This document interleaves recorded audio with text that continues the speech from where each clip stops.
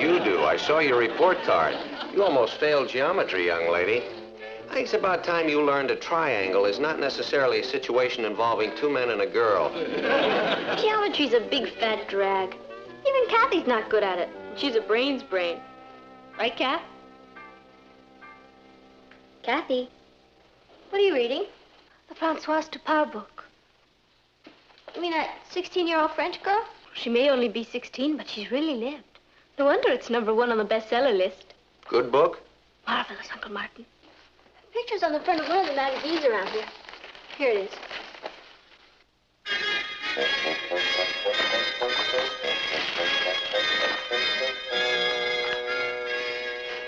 Imagine that.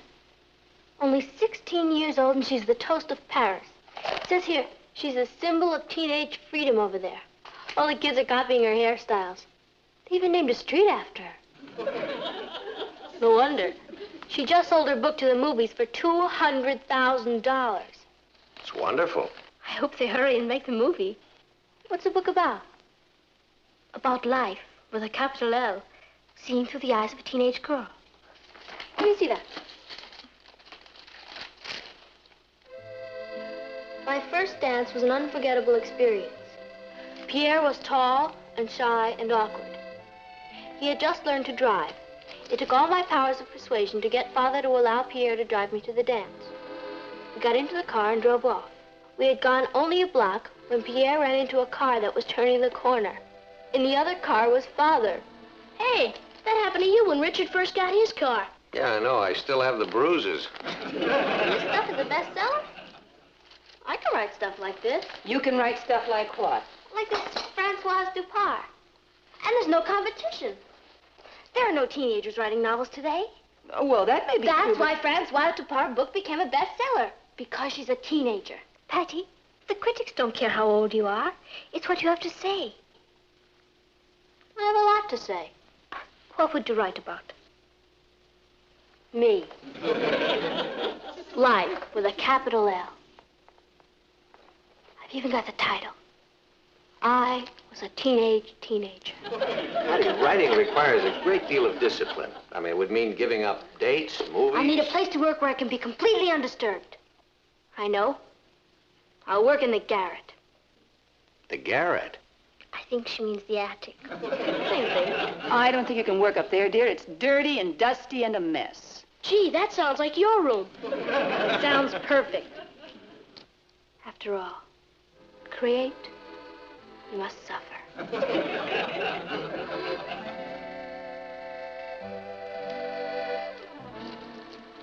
Francoise, move over.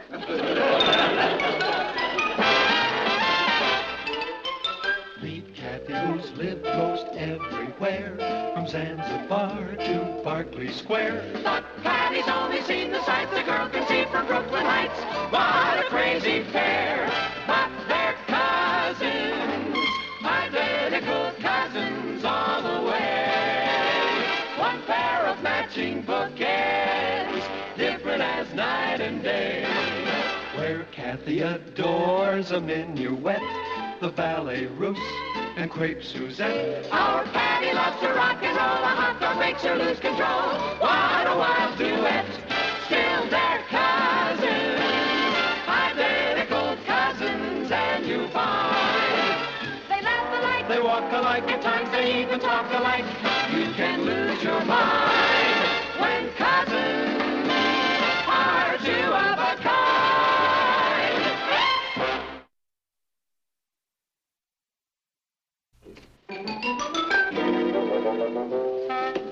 Are you sure you want to work up here, Patty? It's going to be awfully uncomfortable. William Shakespeare never complained. Alfred and I are going to the movies tonight. Wouldn't you like to join us? Sorry, Kath. When the creative juices flow, you gotta let them go. You're sure you'll be all right up here? Louisa May Alcott never complained. Everything I want is right here. If there's anything I can do to help, Patty. Nothing, thank you. Creation is the bird of loneliness. Good luck. It has nothing to do with luck. It's pure talent.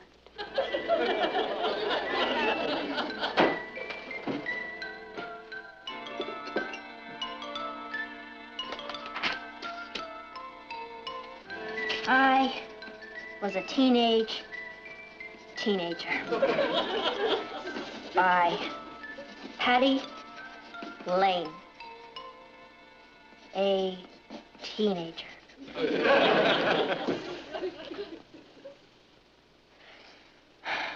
Early one morning,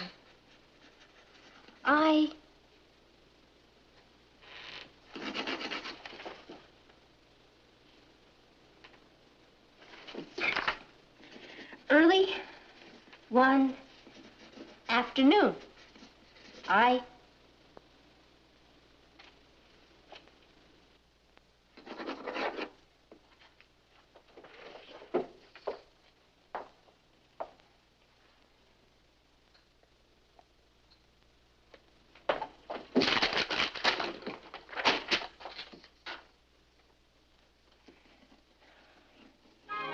early one night.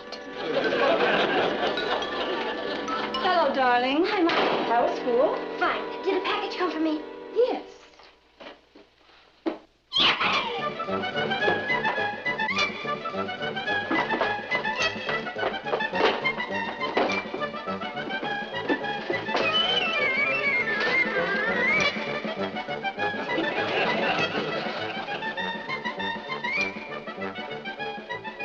It's me. Jenny, I thought of you while I was driving here. Did you, Bernardo? What made you think of me? On the road was a sign that said, soft shoulders. Oh, Bernardo, you have the drollest sense of humor.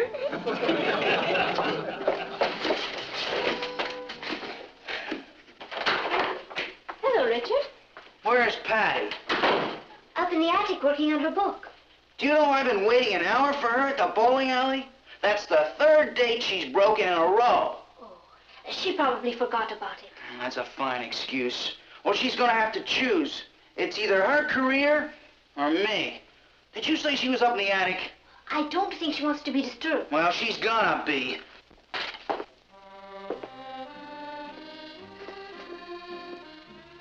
Another reason the road reminded me of you, Jenny. You have dangerous curves. Jenny gives a peal of laughter. What are you laughing at? Bernardo just said something funny. Well, where is he? He's in my book. He has the most marvelous sense of humor. When are you gonna finish that, Patty? I've been out bowling by myself and you've been up here laughing by yourself. It doesn't make sense. It will make sense when my book is finished. I'm going to do for the American teenager what Francoise did for the French teenager. Well, what did she do for them? She liberated them. She made the world look at them in a new light. Well, how long's this liberation gonna take? Well, about it. You don't write a bestseller overnight. It might take me another week. Here's your dinner, Patty. What's the matter? Didn't Louisa May Alcott eat? What happened?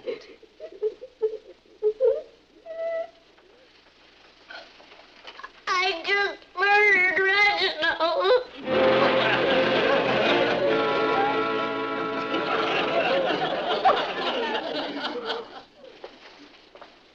Hey, Patty, it's 12 o'clock. I just have to finish this chapter. Did you write all that? That's the prologue. What are you gonna call it? Gone with the Wind? I thought I'd let the publisher choose the title. Honey, you know, it isn't all that easy to get something published. I guess if it were, everybody'd write a book. Well, what I'm trying to say is that I really wouldn't count too much on this if I were you. Papa, will you be home this Saturday? Well, I think so. Why? I'm going to be through with the book by then. Would you read it? Sure, I'd love to. Thanks. Well, All right, you finish up and get to bed, huh? Good night, dear. Good night, Papa. Did you hear that?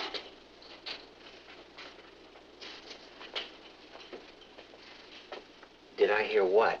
Stampede. Stampede. It started, Bernardo.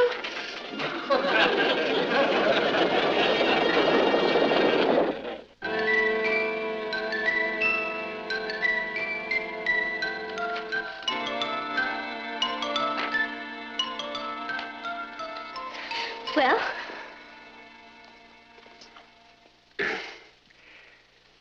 Patty,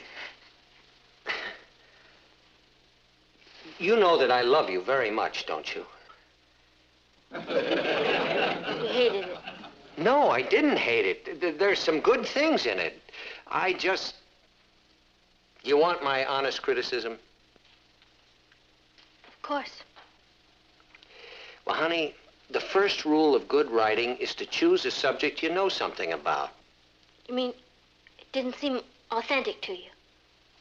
Why? For one thing, you've never been a teenage nurse among the Pui Pui Indians in the wilds of the Mato Grosso. Edgar Rice Burroughs wasn't brought by a gorilla in Africa. You create with your imagination. Besides, I researched it. Yeah, well, that's not the same. Didn't you like the war scenes? Yes, I did. They were real and vivid and authentic. Do you mean that? I certainly do.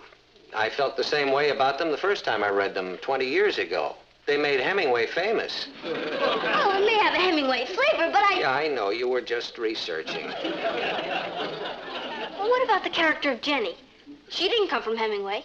No, I felt she was more like Joan of Arc, only braver. You hated everything. No, I didn't. Now, there were some really fine things in there. The things that were all your own, you know? In fact, for instance, the comedy scene was just wonderful. The comedy scene? During the big battle. Remember when the enemies were locked in, what was your phrase? In the throes of mortal and deadly anguish with their eyes caught in fierce combat. And then Jenny comes by with her first aid kit, and they take one look at her and stop fighting and start trying to date her. That wasn't a comedy scene. I see. No, but it's to show it to you. Oh, now, Patty, please. I'm sorry for taking up your valuable time. What happened? Oh, it was a disaster. Was the book that bad? It was a combination of Hemingway, Salinger, and Superman, only ungrammatical. Well, it's easy for everybody to sit back and criticize. But I'll tell you this. There's going to be a lot of crow eating around here when my book gets published. Publishers. Repeat. Publishers. Publishers. Here we are. You're not going to send it to a publisher. What did you think I was going to do with it? Well, a lot of authors just put their first book away. They consider it a kind of training. They don't put bestsellers away. This has everything.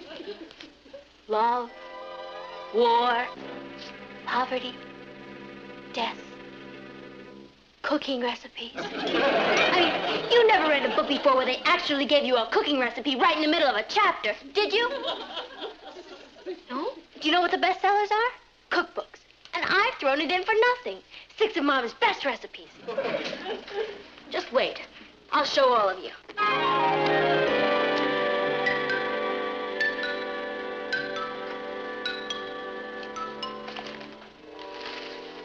Patty, how was everything at school today? Fine, thank you. Are you feeling all right? Fine, thank you.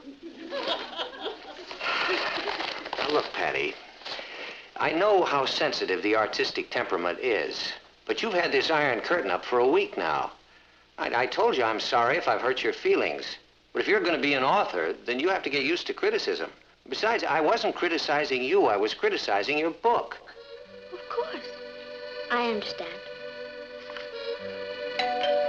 I'll get it.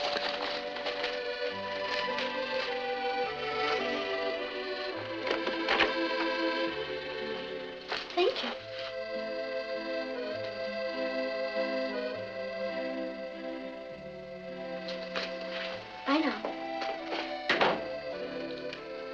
Who was it, Kathy? Telegram for Patty Lane. For me?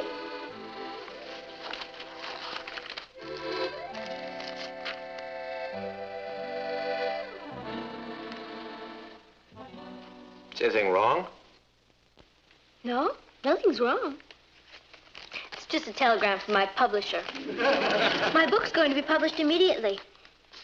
They expect it to be a bestseller. If you'll forgive me now, I think I'll retire to my garret. How did you get the idea for your book? Well, everyone is always attacking the teenager. When adults think of us, they think of rock and roll, telephones, hamburgers. I wanted to give them a more realistic image.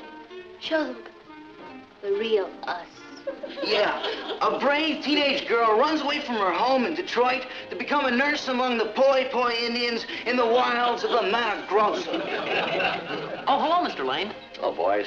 Hello, Patty. Hi, Papa. Alfred's interviewing Patty for the Brooklyn Heights Clarion. The paper's running a front-page story on her. Yeah, it's wonderful. You know, teenage girl becomes famous author overnight. I'll bet it must make you feel kind of funny. Me scooping your daughter like this. I mean, you being a newspaper editor, too. Well, yeah, it does feel a little funny, yeah. I suppose you're planning a Sunday feature story on her, huh? Well, we hadn't decided on the day yet. Our readers would like to know your opinions about your fellow authors. Whom do you admire most? Ernest Hemingway. What do you think of T.S. Eliot? T.S. is long-winded, but very talented. And Francoise Dupart? An illiterate French child. Well, if you'll excuse me. Will you be going to Hollywood to write the picture? Probably. Hello, dear. Hey, what's cooking? It smells good. That's me. Oh. Is the press conference still going on? Oh, yeah. I can't understand it. The book is being published. Yeah, I know it is, but I don't know why. Couldn't you have been wrong about it? It's not very good. Well, the publisher saw values in it that you didn't see. You read it. What's your opinion? It's not very good. And yet somebody is willing to shell out an advance of $1,000 or $2,000 plus the money it's going to take to publish it. According to the telegram, the contracts are on the way. So I guess we must be wrong. What are we having for dinner tonight? Crow.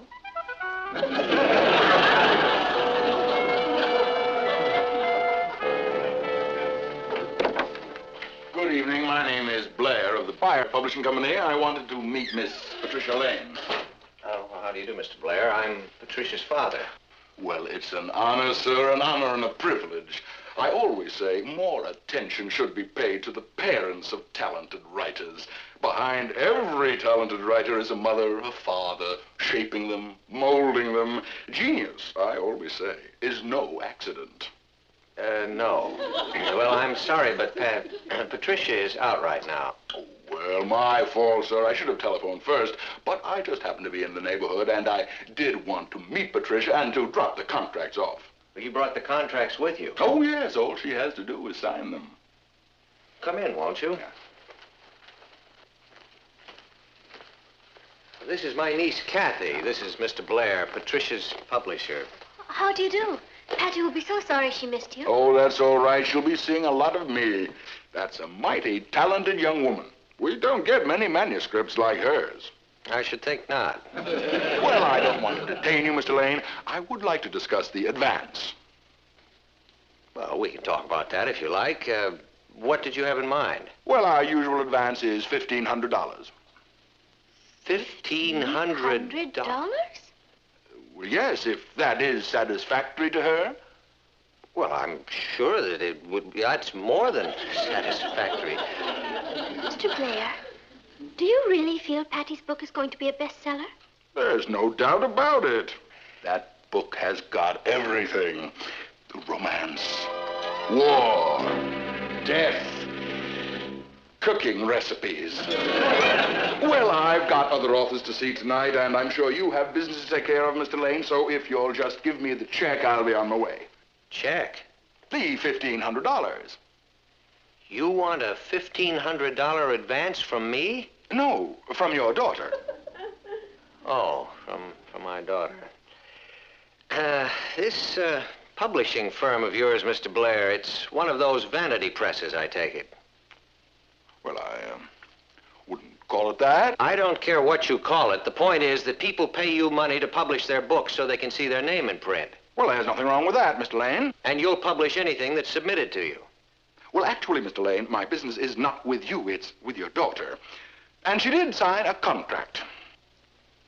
Patty signed a contract? Oh, yes. All of our authors, when they submit their manuscripts to us, sign a contract specifying that if we accept their book for publication, they will be personally responsible for all the cost of the publication thereof. And the contract is airtight. So if you want to talk to anybody, you can talk to my lawyer. Good night, Mr. Lane. Young lady. Miss Blair, be sure to tell your lawyer that the girl who signed the contract is 16 years old. What did you say? I said that you'd made an airtight contract with a minor. You mean a 16-year-old girl wrote that book? Well, Hemingway, Salinger, and Betty Crocker wrote some of it. I ought to sue you for wasting my time. Good night. You're forgetting something, Mr. Blair. What? You promised my daughter that you'd publish her book. Forget it. All right, I won't detain you, Mr. Blair. We're both busy men. You have authors to see, and I have to get down to my newspaper. Newspaper?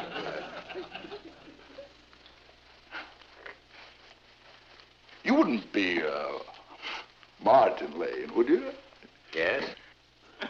Not the managing editor of the New York Chronicle? Yes?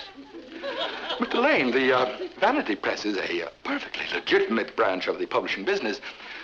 We cater to people's dreams, people whose dream it is to see their novel in print. I'm aware of that. Yes, well, now I would not want to be unfair about this. Your daughter's book does have a certain naive charm to it. Well, I don't see any reason why we shouldn't publish it. At our expense, of course. I suggest a 10-copy press run. That way, Patricia will be satisfied, and she'll never have to know how big the edition was. Patty has a lot of friends. Well, all right, 25 copies. 50 copies. 100 copies. That's a nice round figure. Boy, Kathy, were you smart not to go? That movie wasn't released. It escaped. Patty, I want you to meet your publisher. This is Mr. Blair. Mr. Blair? Yeah, I can't tell you how excited I am. I've never been published before. How did you like the book? I sincerely feel that that book is one of the most unusual works we have ever handled. Francoise Dupont, je suis arrivée.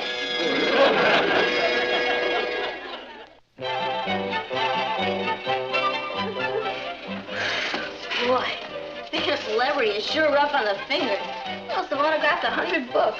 You promised you'd autograph one for me. Okay. Could you put on it, to Ross, from his sister who wrote the book? Sure. Thanks. I promised the kids that I'd bring it to class tomorrow. Your book has certainly created a stir around Brooklyn Heights High. I'll bet it has. Created quite a stir around here. Good afternoon, everybody. Well, I brought the revised contracts. That's wonderful, Mr. Blair. You don't mind if I read those first, do you? Help so. Thank you. Boy, have I got a surprise for you, Mr. Blair. My new book.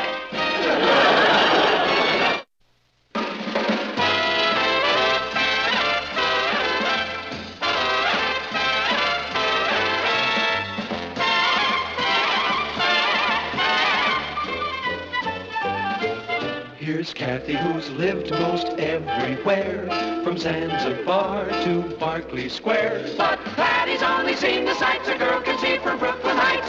What a crazy pair. But they're cousins, identical cousins, and you'll find They walk alike, at times they even talk alike. You can lose your mind when cousins. I'll stay home and read a book. Let's write a book. Oh, what's so funny about that? Mom, can't I skip the patrol meeting tonight? I don't feel like going. I thought Boy Scouts were always supposed to be prepared. I am. I'm prepared to stay home.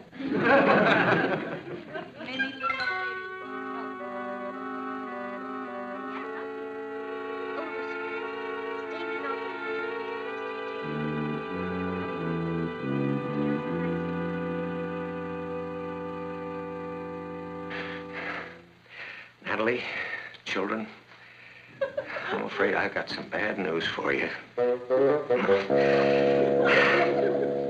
Hello, everybody. Hi, everybody. Say, I just left JR. I'm afraid you're in for a kind of a shock. Gang, we've been through a lot together. But I think that we've proved that that we can take it. And now, we've got to be really brave. Is that you, Martin? Yeah. Yes, Natalie.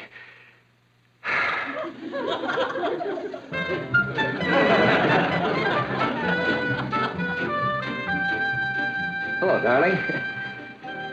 Richard, you... I wish I could get my hands on whoever invented the PTA. I must have addressed 1 million envelopes today for the luncheon. Oh, Lucifer. Oh, I'll never get it right. I'm not the type anyway. Hello, Uncle Martin. Hello, Kath. Dad, were you a Boy Scout when you were a boy? Yeah, I sure was. Gee, I didn't know they had them in those days. Oh, yeah, we used to go out hunting for buffalo. Well, then get yourself another date. Goodbye, Richard. Hi, Papa. Hi, Pat. Problem with Richard? There's always a problem with Richard.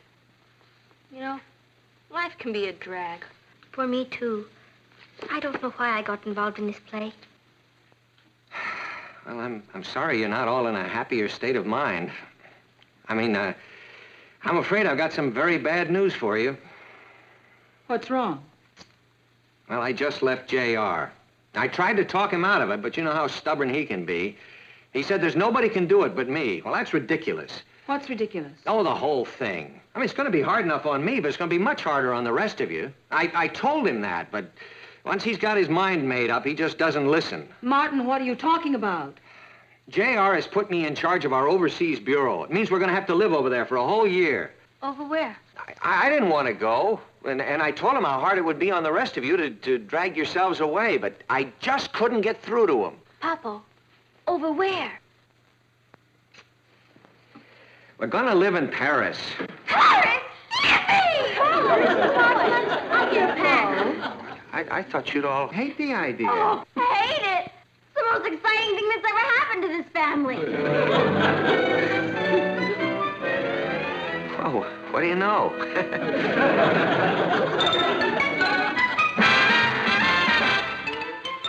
Meet Kathy, who's lived most everywhere, from Zanzibar to Berkeley Square. But Patty's only seen the sights a girl can see from Brooklyn Heights. What a crazy pair! But they're cousins, identical cousins all the way. One pair of matching bookends, different as night and day. Where Kathy adores a minuet, the ballet russe, and crepe Suzette. Our Patty loves to rock and roll, a hot dog makes her lose control. What a wild duet, still they're cousins, identical cousins, and you find they laugh alike, they walk alike, at times they even talk alike. You can lose your mind when cousins are two of a kind.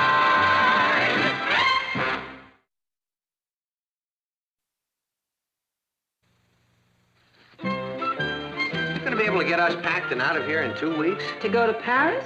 Watch me. I'm really amazed. I thought I knew you all so well. I told JR, look, I'm willing to make the sacrifice, but my family will never sit still for it. Natalie's got her clubs and civic affairs. The girls have their boyfriends and school activities, and Ross has his Boy Scouts. Well, I can be civic in France. I can't wait to go to Dior's. Take it easy. We're going to be over there for quite a while. Hey, there's that book I was looking for last week. Dad, is there any room for my ham set? Gee, I'm sorry, son. We're going to have to put it in storage.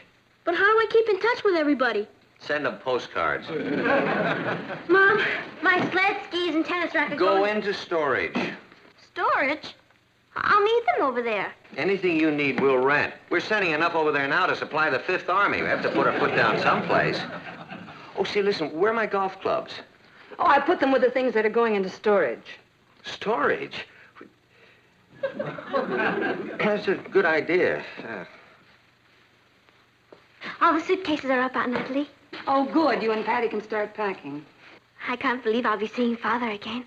Oh, well, that's one of life's little ironies. He's leaving for India, but we'll manage to get him back to Paris for a visit. Papa, what are the boys like over in Europe? Like the boys anywhere else. Interested in girls. That's good enough for me. Me in Paris. Oh, and it's not just going to be Paris. I mean, all those European countries are only an hour or two apart by plane, so we'll be making trips everywhere. I can't wait. Come on, Kath. The sooner we finish packing, the sooner we get out of here. Boy, I can't believe it. I'm going to be international.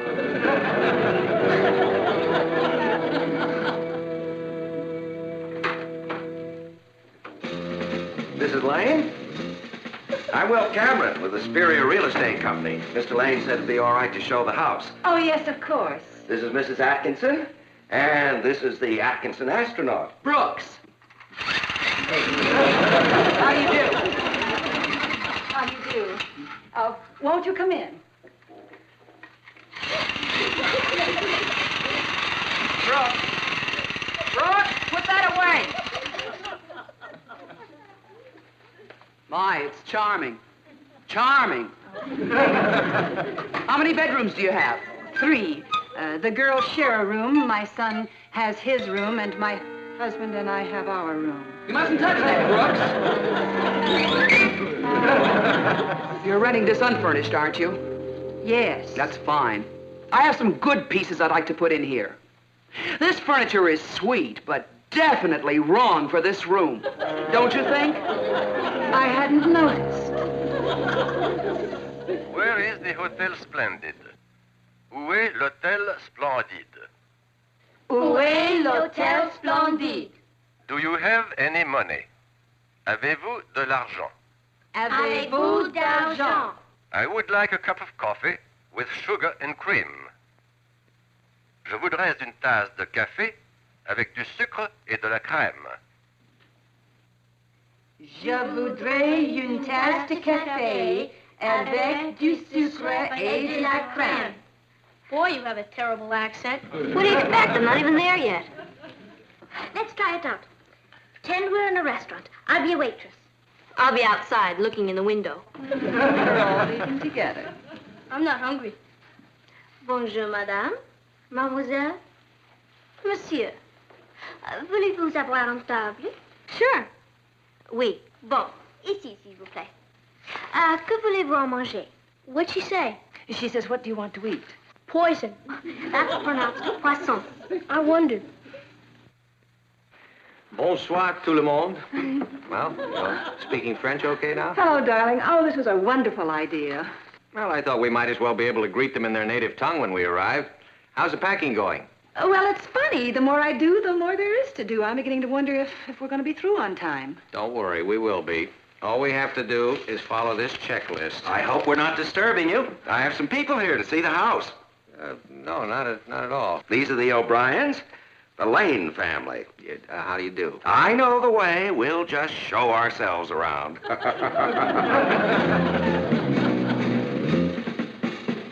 Fine. Hi, Rich. I looked for you after school. We all went over to the malt shop, but you'd vanished into thin air. I'm sorry, Rich. I have a million things to do around here. I thought maybe something had happened to you. I rushed over here as soon as I finished my malt. Ouch. What's the matter? That's where I had my shot.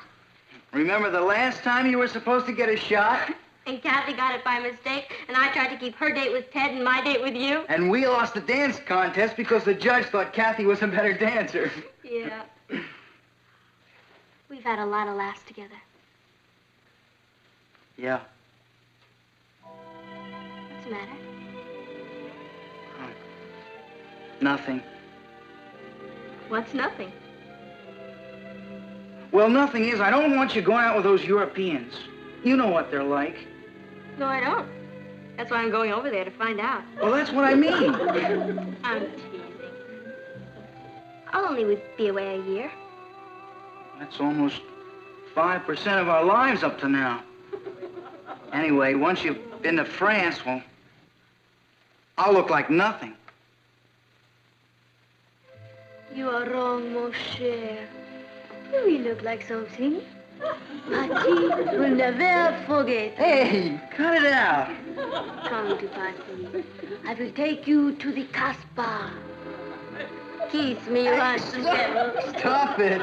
I mean, it's all right to joke about it while you're here, but it won't be so funny once you're over there. My buddy's girlfriend went to Spain and... Spain! España! Now for the brave bulls, the handsome caballero. Querida, has anyone ever told you you have the most beautiful eyes, like black olives? My eyes are green. You have the most beautiful eyes, like green olives. Hey, what's the matter with you? You haven't even left yet, and you're acting like a nut. Come on, let's go eat. Are you hungry, darling? I will fix for you an Hungarian omelet right away. As soon as I get this diamond bracelets off. They are so heavy I can't lift the frying pan. There, darling. That's better, darling. You will love my omelette. I use make eggs. Did anybody ever tell you you're a kook?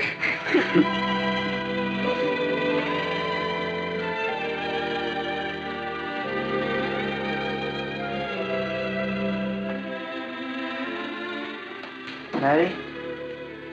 Yes, Richard? You'll come back to me, won't you? Sure. I'll come back to you. I don't care what country you're in. Remember, you're my girl.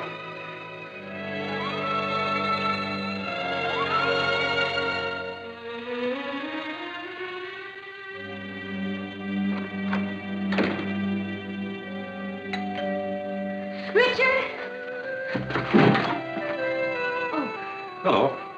I'm from the telephone company. There's a phone to be disconnected. I guess so. The upstairs phone? Oh, that's my phone. Not anymore. It's disconnected as of today. Disconnected? Took me 16 years to get that phone.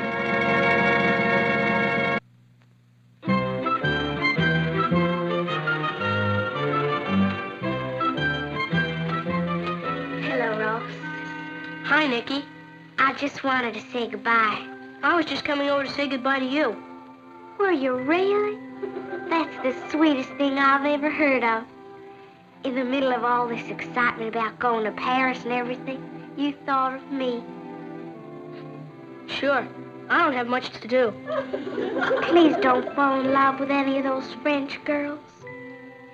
I won't. They'll fall in love with you. You're a very attractive boy, you know. I know. Hi, Ross. Oh, hi, Billy. Well, I'll be running along. You two men probably have important things to discuss. Yeah. I'll see you, Nicky. I'll see you, Ross. Have a good time. Sure. Thanks.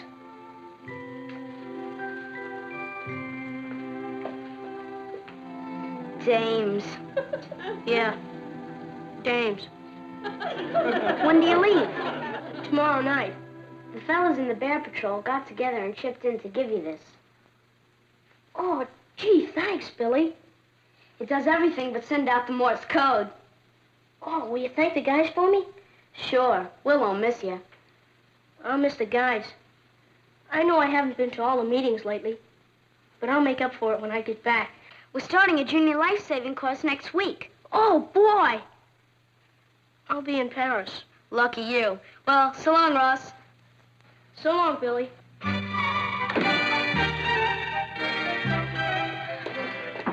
Everything's out of the basement. Good. Will you help me with this? I could use about 6 more hands. Sure. What are you going to do with all this stuff? Well, I'm sending all the canned goods over to the church, and the perishables we're giving to Aunt Martha. Oh, will you fill this carton? Mm-hmm. Got any mustard? I said fill the carton. Aunt Martha's trying to diet anyway. Come in. Hello, Mr. Lane. Hello. Hi, Mr. Papadopoulos. This is for you. Well, I didn't order anything. We're leaving, you know. We'll need another carton. There's one in the living room. I know you're leaving. That's why this is for you. It's Bye. a gift. Bye. A going away present. No, a come back soon present. I had a nice speech to go with the fruit, but I'm not much of a speaker, so you'll just have to take the fruit. I don't know what to say. Well, probably nobody told you, but the whole neighborhood is pretty unhappy about your going. It's the same that nice people have to leave. We'll be back. Oh, sure. But meantime, who's going to take charge of the TPA lunches and the Ladies Auxiliary Club? My daughter goes to Patty's school. I know what you and Mr. Lane do for the school. My wife's in the Ladies Auxiliary Club. She talks a lot about you. You see, we're not just losing a customer. We're losing a friend. I'm going to cry in a minute. Don't cry on the fruit. It'll spoil it. Goodbye, Miss Lane. Goodbye, Mr. Papadopoulos, and thank you. Hello. Oh. This is the kitchen.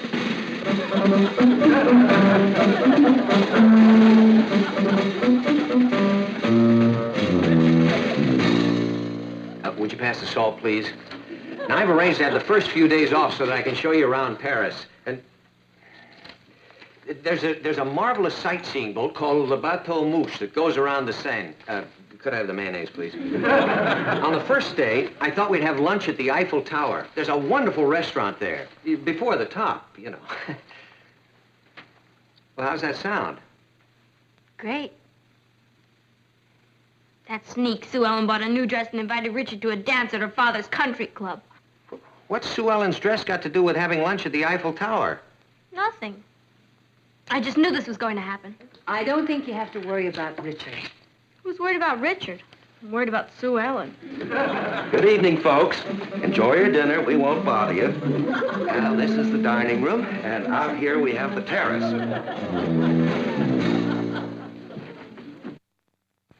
I wonder if he'd like some mustard. You were in a hurry to rent the house. Say, there's nothing wrong, is there? Of course not. What could be wrong? I don't know. Anybody seen the knife Billy gave me? Yes, that makes 8 times. Martin, I wish you could have seen Mr. Papadopoulos. He's such a nice man.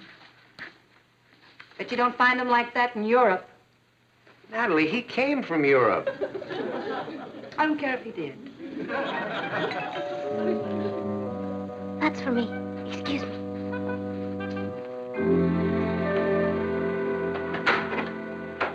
Hello, Ted. Hi, Kathy.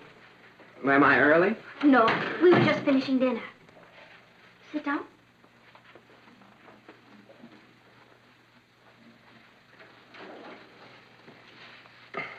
Tomorrow's the big day, huh? Yes. This will be our last night in the house. Kathy, do you have to go? What? I mean, well, this is such a bad time and everything, with the play coming on. Oh, well, you can get someone else for my part. Well, I don't want to. The only reason I agreed to direct this play was because you were going to be in it. The only reason I agreed to be in it was because you were going to direct it. Well, what if you didn't go? Well, couldn't you stay with relatives? I am staying with relatives. Oh, I forgot. See, you know, there's a plane that flies from France to England, and it carries your car and everything. You just land at a little English airport and drive right off to London. Sue Ellen's dresses are strapless. Try some more fruit. It's delicious. Anybody seen the knife Billy gave me? That makes 9 times.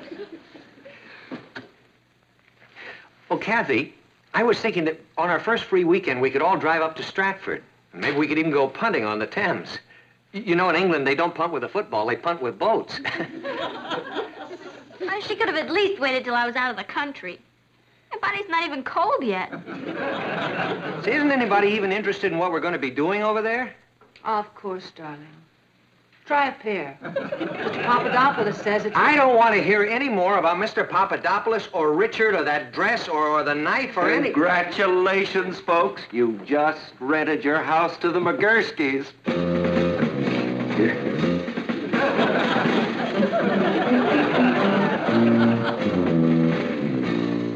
Are you all ready, dear?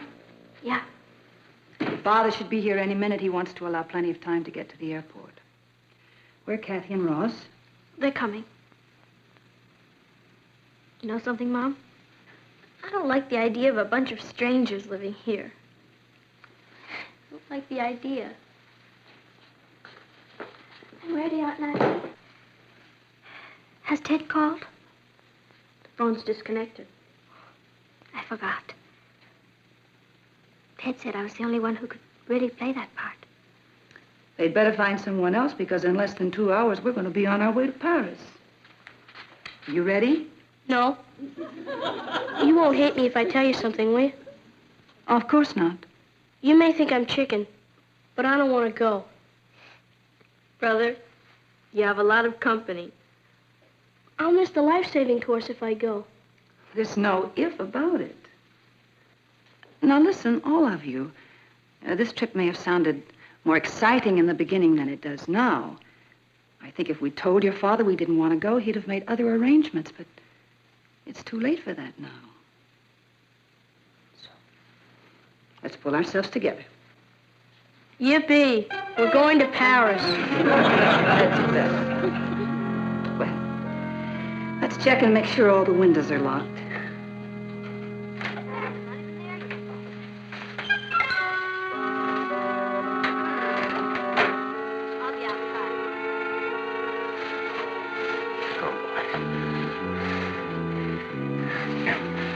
Natalie, children, I've got some bad news for you. Hello. Hello, everybody. Say, guess what happened? I just left JR, and, well, I'm afraid you're in for a kind of a shock. Oh, boy. Is that you, Martin? We're all ready, aren't we, children? Yeah. Can't wait to get on the plane.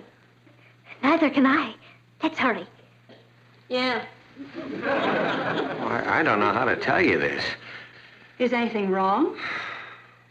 I'm afraid there is. I just left JR, and well, I tried to argue with him, but you know how he is once he gets his mind made up. Oh, boy, I hate to do this to you. Do what, Martin? Well, JR is absolutely panicky about the idea of my going away. Papa, what are you trying to say? All I can do is ask you to forgive me. We're not going to Paris.